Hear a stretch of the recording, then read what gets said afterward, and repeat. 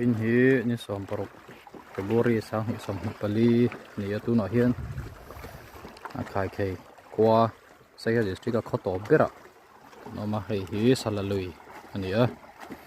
hela hian tui chakna ringin hei pumbana bi mana helai kan farmerin tui pam khola lo siam chok lok maya a sakho mai hei bur sia in tui force ringin salalui pama tena chawa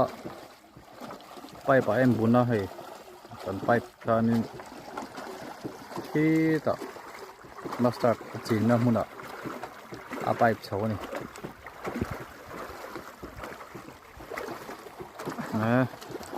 solar lian tak ne na han